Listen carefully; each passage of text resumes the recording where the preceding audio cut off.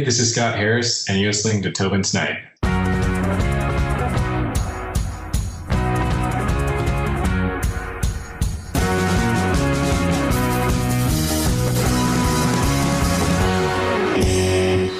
How was your day, man? It's not too bad. It's we've got nice weather here in Newfoundland. Nice. Whereabouts are you located to? I live in Texas, so Okay. Dallas. Okay, so like born and raised in Texas. That's very interesting. Okay. No, I was actually born in California, and I grew up in Pennsylvania, and then I lived in Florida for a few years. So I've kind of done the whole You've got okay. rotation. You've gone all over the map. So what brought you to Texas of all places? Job. Oh, okay. Yeah, after college, I was in Florida. I just needed a job, and I found one here in Texas, so I took it. Okay, okay. Um, so what did you do in university or in college? So for undergrad, I got a degree in business and Spanish, and Okay, then I have a master's degree in management as well. okay. So So it's more business sided stuff than anything creative or music. okay. But Yeah, I was just like, I'm just trying to think of the process, and I know it could be like when you go to university or college, it's kind of like, what do I want to do? But in your terms, I'm thinking like you're like, you know what? I'm gonna make music, and I'm gonna make my own music. I'm gonna manage my own music. yeah, I mean, having the background in business has definitely helped, um, especially with contracts or other parts of the industry. Because if you think, a lot of people, I think of music as touring and CD sales, and that's it. And there's so much in between that people don't realize, whether it's sync licensing, merchandise, writing for other bands or artists, um, a ton of different opportunities. And then I think now, and you're seeing it a lot with Instagram, is just becoming a big enough brand to say like, hey, I listen with XYZ headphones, and then having that headphone company kind of sponsor you and pay you as well. So it's very nuanced, and I think if I didn't have a degree in business, I probably would have done um, made a lot more mistakes. Yeah, that's fair. Like I come from a communications aspect background, so like I Okay. was always kind of into like the late night shows when I was a teenager. So Conan Yeah. O'Brien, and that's what I was like. My whole kind of gist when I was younger was, how do I get to be a Conan O'Brien without doing a lot of work? Um, and then I was just like, well, communications kind of was up the alley because it's not exactly journalism, but it's PR. And I've always liked doing PR in the sense of, children's help or children's hospitals, um, hockey teams, football teams that reach out to like sick kids. And I thought, well, I like doing that because it's like you get to be the face of um, creating a moment for these kids. And Absolutely. then and then when I got into like the podcast aspect, I was like, okay, the communications degree comes in handy because we did a whole lot of learning media. But when it comes to like advertising, marketing, not a clue. Not a clue. I just put out an episode and then someone's like, man, you have to market that better. I'm like, I'm learning on the fly. I would rather learn on the fly than someone tell me 4 years of school, here's your stuff. And I'm like, excuse me, I still don't understand. They'll be like, go home. Go home. I think we're at a point in time where going to 4 years to learn like the marketing, like it used to like kind of accelerate you on a graph like this. Yeah. But now there's so much free information out there on YouTube, or I mean honestly like a Google search, that you can condense that 4 year college degree in a broad spectrum of advertising and marketing. You can go and find like an hour long video, 15-minute video. Hey, tips and tricks, how to get just at least started. And then the trial and error that you learn, I think, is a lot more beneficial than, just reading about it and reading about it. And I'm not saying that reading about it's not important, because it's definitely good to have a head start knowing the background, but you're almost at a point where you can bypass that, do a quick tutorial, and just start figuring it out on your own if you're, street smart, I guess. Yeah, like I like the combination. Like I like what you said there. It's some people can take a book, read it, and understand it right away. Some people need a little bit of reading and a hands-on approach, which was my technique. Is I need to kind of see it, but also be able to do it myself to actually learn it. Yeah. So I guess that kind of ties in a little bit here as what got you into the music side of things and just becoming this, I guess, a DJ in a sense? Because if someone told me tomorrow, hey, Brian, go up there and turn some tables, make some remixes and all that, I'd be like, oh, and they'd be like, really? And I'd be like, that's the best I could do.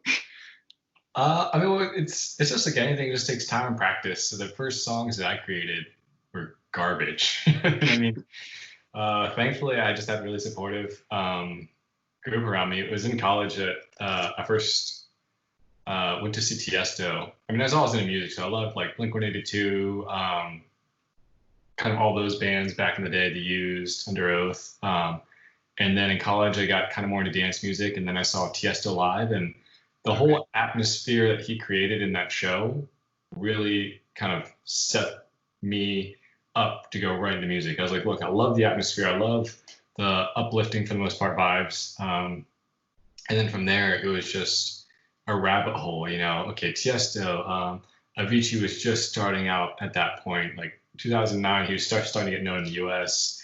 And then a bunch of other artists as well, and Swedish House Mafia.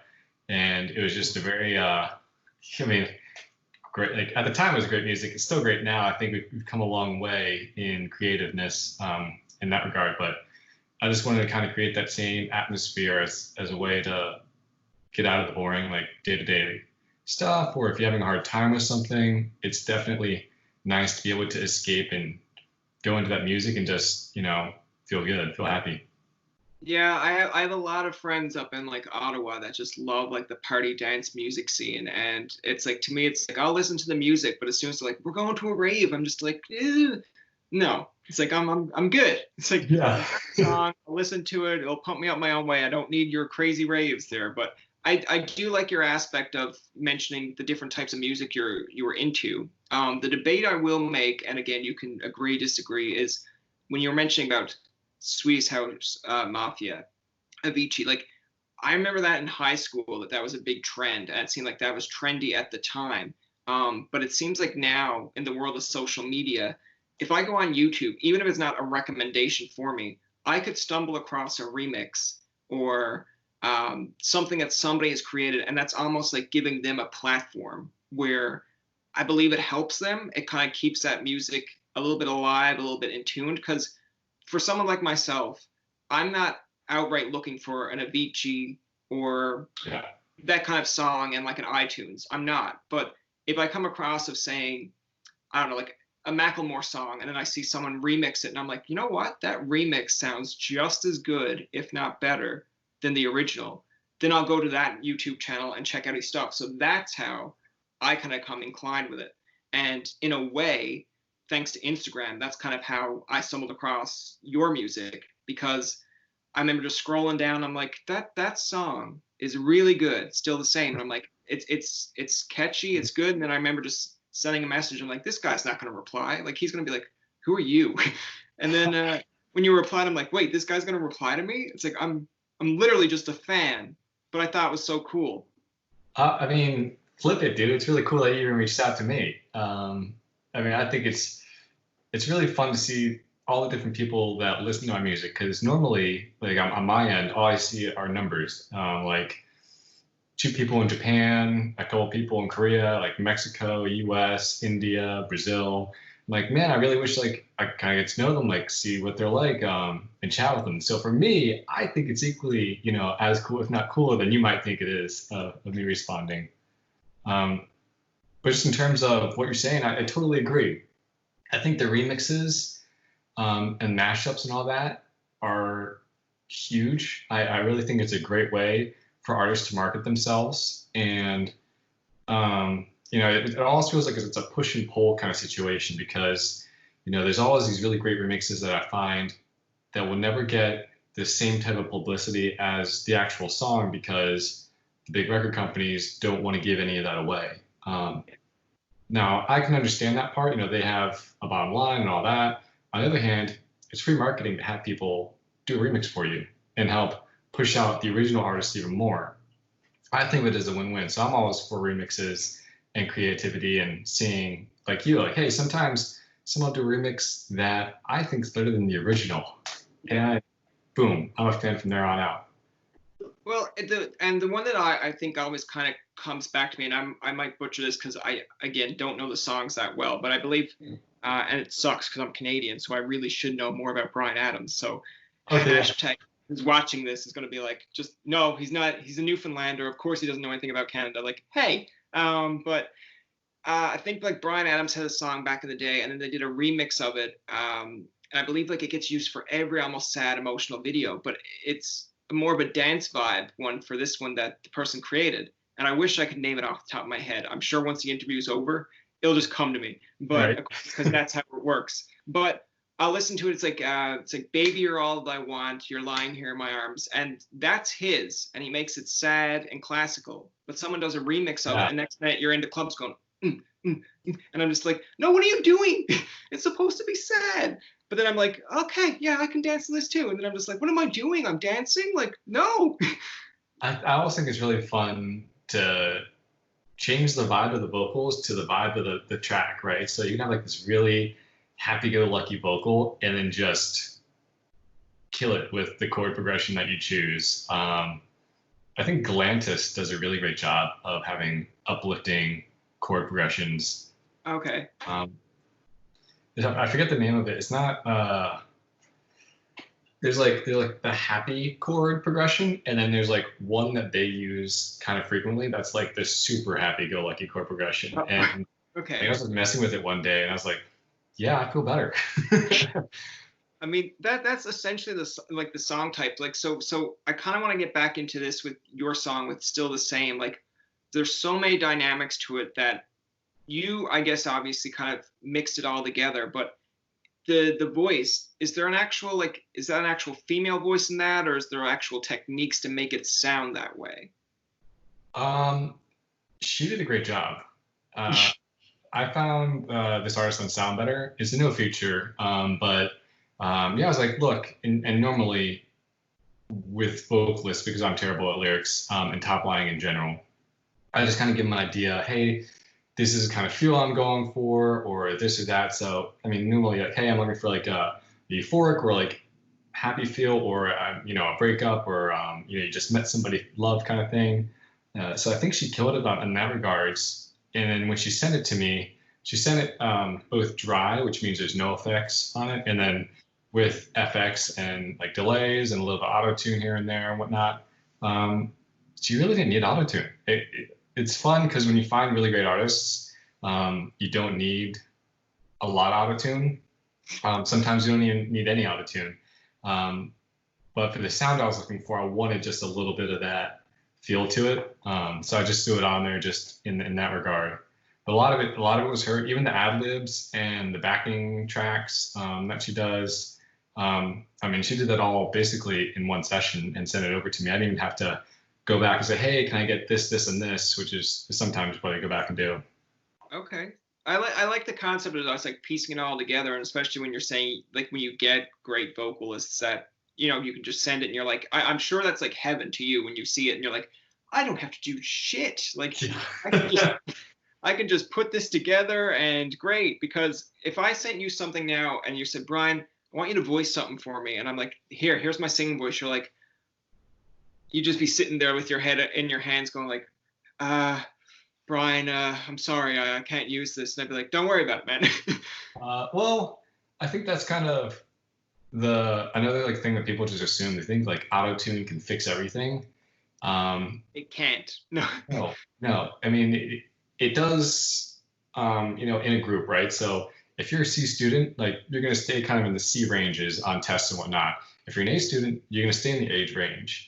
And I can add and subtract to that. But if you give me something that just either wasn't recorded in a great session, like the microphone wasn't great, or there's feedback or something else, it's going to be harder to make that sound and polish that up than it would be if I just had something great to start with. So definitely having quality singers up front is huge. Yeah. Now, okay. So the next topic I want to talk about in the next kind of conversation here is, when you were mentioning earlier about you have some upcoming projects, I know there's one that you really couldn't mention, which is fine, understood. You would understand it on the marketing side as well. But what kind of things are I guess, in your pipeline? I mean, because 2020, COVID, baby, what are we doing? Yeah. So I've had a couple songs that I've just been waiting to get the right vocalist for. So whether it's a guy or a girl, what have you, in the vibe. So there's a few that are out that I'm just working with the vocalist on now, hopefully, that are really upbeat, catchy, 128 BPM, like just really fun. And then a couple that are a little bit slower. So it's a little more commercial. Um, and I know usually I'm like the happy-go-lucky, but I kind of want to go into like the Adele breakup kind of feel. Um, I think it's definitely a relatable thing, and I always like it when I can hear a song like, wow, that hits really close to home. I know what they've experienced, and I'm listening to it, and you can hear the emotion in their voice. So finding kind of, I think right now it's also a struggle for me to find a balance of organic, real instruments versus everything from my computer. It's I can put a guitar into a song and just have it be a fake one, but it just sounds so much better when it's real. So then going out and finding a session guitarist and putting in a real guitar, recording it. So yeah, there's a lot of really cool projects that I'm trying some different things on, um, which is also it's exciting. It's outside my comfort zone. So is it going to be as well received? Maybe, maybe not. But I'm having a lot of fun and I'm learning a lot in the process. And that's the thing. Like and I'm glad you kind of brought into that, because it's like more or less some people will say about a music industry or any business or anything that you really do. Some people are like, well, geez, I want to get like popular. I want to get well known. And then you're like, after a while, they're just drained. They're tired. And they're like, this isn't me anymore. Where some people might never get a recognition, might never get where they want to go, but as long as they're having fun along the way, like you'll have a devoted fan base that will keep coming back and saying like, I he's doing what he's loving to do. I love what he's doing. So, and I feel like we're in the generation now where I guess in the past it could be the same thing, but then sometimes they become mainstream. But like when you bring up to your buddy, like, have you ever heard this guy underground? Like I know when I had a roommate, he was like, ever hear of Henderson? Ever hear of Jonas? And I'm like, who? And then when I listened to him, I was like, oh my God, like these are great. So it's like if I go to someone tomorrow and I'm out playing basketball, playing one of your songs off this phone, they're just gonna be like, man, that song sounds so great. Who is it? I'm like, interesting story. Yeah. And I think that's where it kind of comes, even just having a relationship with the fans and seeing, who they are and kind of developing like, hey, I met this guy at this podcast. He's really cool. And moving from there. And then I think also with regards to like the unknown and underground, you're always going to have your major pop people, Beyonce, Britney Spears, you name them, they're all there. And I'm not saying that they're not passionate, but people really like to see, even if it's not as great quality, the really passionate person that really loves what they do. People are a lot more likely to get behind that person than the person that's already playing out arenas and what have you. Yeah, no, I agree. I mean, like, it's like that's all you want now. It's like when this video goes up, it's like, oh, DJ throws shade at Beyonce, Britney Spears. No, but it's no, because I'm not saying they don't have passion. I'm just saying, No, and that's what I'm saying. Is like, I get what you're saying in terms of, Britney Spears is, at her peak. She don't. Let's put it this way: whether you come or go, people know who she is. People know what she's about. Same with Beyonce, where if it's the opening act for them that people are going to be like grasping on, going like, oh, I'm interested, I'm invested. Where's this person going to be in like 3 or 4 years? Where like, and I love those stories because as a comedian or a comic kind of sense, you look at some people who opened for maybe Jim Gaffigan or Jerry Seinfeld, and then like years later, you're like, wait, you opened for them? Like you at one point you were a no-namer. And it's like the same with music. Like I'm sure Blink 182 was not just Blink 182. They opened for someone somewhere down the road, and if you went back and looked at it, you're like, you were an opening act? Like, are you kidding me? So I think that's like it's a cool story because people get behind the underdog for the most part.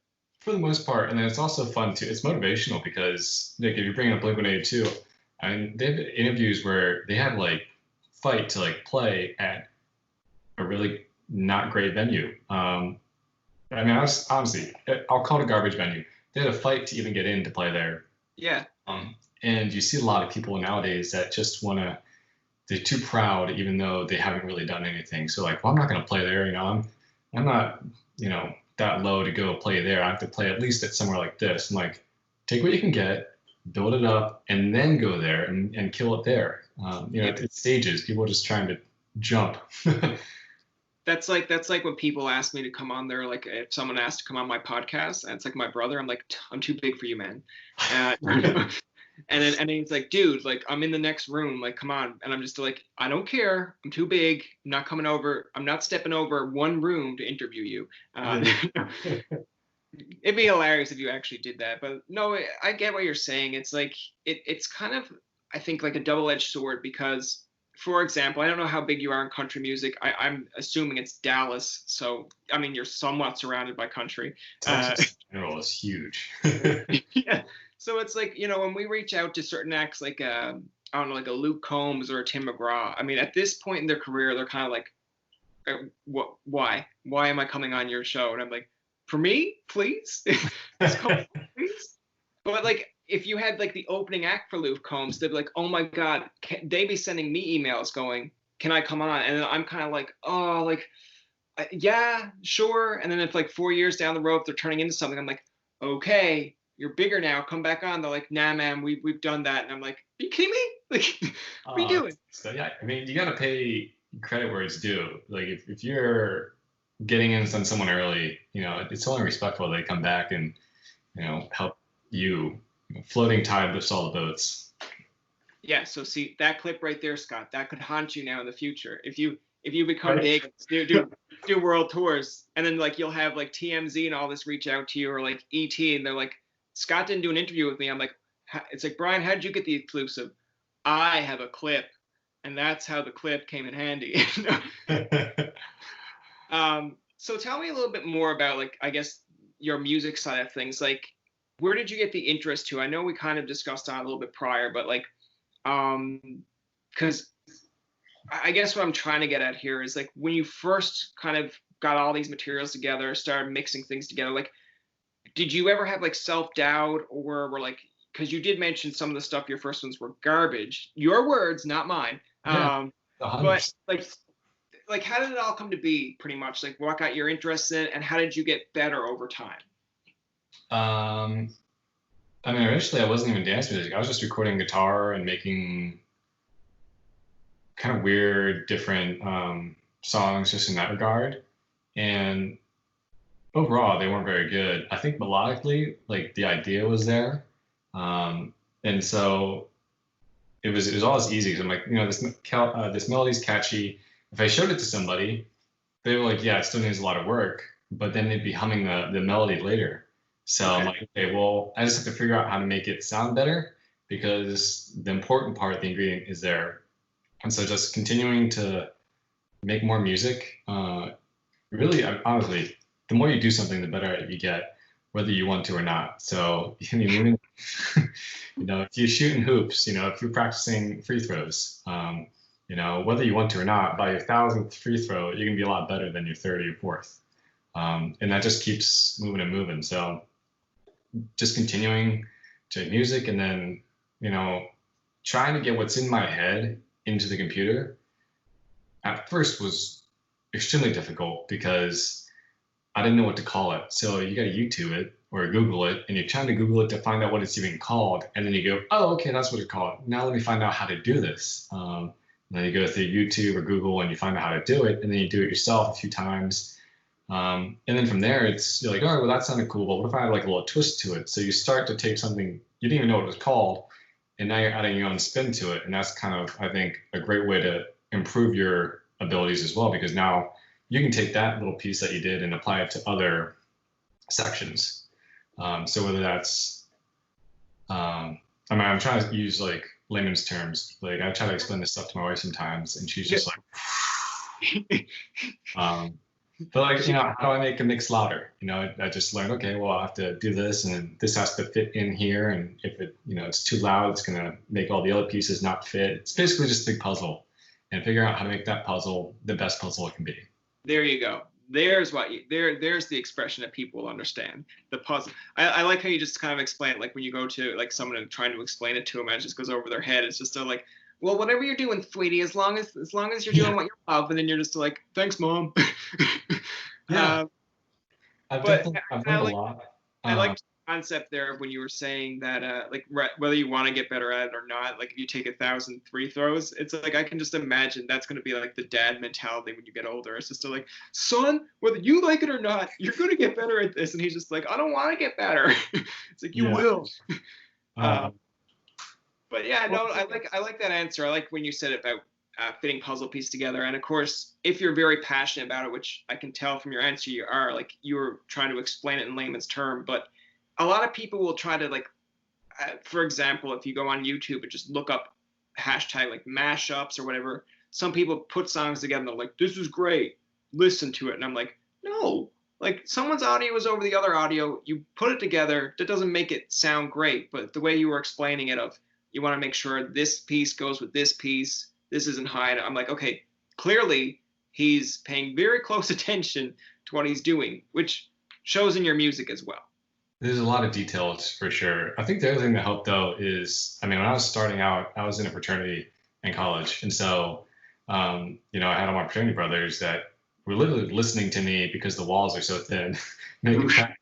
And so when I finally got like this concept or bass down and they could hear a groove, they're like, wow, hey man, this actually sounds pretty good. And, you know, other guys started to produce as well. So you just bounce back and forth and it's just a cool process. Okay. No, I like that idea. I'm just imagining though that, have you ever had like a fraternity brother come over and be like, yo, can you like not? Yes. Many times, especially trying to find that right kick sample at like 100 dB, and it's just like boom. Yeah. Boom. They're in the next room, and then now years later, when you're putting out music, they're like, I remember that guy when he was like a nobody, and then he like reaches out to you. He's like, yeah, sorry about all that time that I was kind of bugging you. Like, I'm glad you're doing well, and you're just still like no, go away. No, I mean, I think what I've learned is to separate my audience, at least for the testing. You know, I got my friends that I'll just be like, yo, how do you think this sounds? And some of them don't even like dance music. They'll say, hey, you know, like, I'm not into it, but I think it sounds good. And then I have my producer friends, and they'll be a little bit more particular. You know, they'll be like, hey, the 250 hertz is a little muddy here. Definitely bump up to 750 or whatever. The vocals could use a little more air. So just using the different audiences for me and saying, oh, okay, so, you know, my mom's going to love everything I do. My friends may not like what I do, but they'll tell me if it's good or bad. And then my producing friends will give me like the dirty details. Yeah, like your producing friends are pretty much going to be the hard hitting ones that are going to give you truth. Like regardless if you like it or not, they're going to be honest. Like I look at the same as a podcast. Like I can put out episodes week by week, and sometimes I'll be like, how did that sound? And like your mom, your aunt, whoever is going to be like, loved it. You sound great. I wasn't even listening to the other interview. I was just listening to you, honey. And I'm just well, could you at least try to listen to the other person? I'm trying to get better here. Your friends will come across and be like, didn't really like the guest. Your questions were fine, blah, blah, blah. And I'm like, okay, at least you're supporting me. But then a producer or my like, you know, person who's involved with sharing the SoundCloud or like my whatever episodes will come and be like, yo, why are you so loud? Why are you cutting him off? Stop that. And then I'm like, everyone else said it was fine. It's like, I'm the one being honest with you. I'd be like, well, I don't want it. But no, that's fair. I guess the last thing, as a little bit of fun to do the interview, I see a globe in the background. I want you to spin that globe, and that's the next place you're going to do a concert. Man, let me see if I can spin it. It's not like a true globe. Oh, really? Oh, come on. It's a prop. It's a prop. No, man, it's solar power. Oh, okay. So it moves based off of heat. So like in the sunlight, this will be spinning real fast, but when there's not a lot of sunlight, it doesn't move. All right. Well, then close your eyes and just pick a place and see where that's going to take you. Russia. Oh, wow. Well, there you go. I mean, they're into dance music. I mean, Putin might like it. Yeah, they're big in dance. Russia would be a really cool place to visit, I think. Well, there you go. It's a very vast country too. I mean, it's hard to like consider it, but like it's a really big country. But Scott, yeah, I love the interview. It was really relaxing. I hope it was okay on your end. It was great, man. I really appreciate it. Great questions. You got a great speed. That's going to do it for this episode of Tobin Tonight. Our thanks to Scott Harris for coming on the show. Remember, you can find past, present, and future episodes on TobinTonight.com, Spotify, and iTunes. Follow us on Twitter, like us on Facebook, and leave a comment or two. For Tobin and myself, this is Jacob saying, thanks for listening and good night.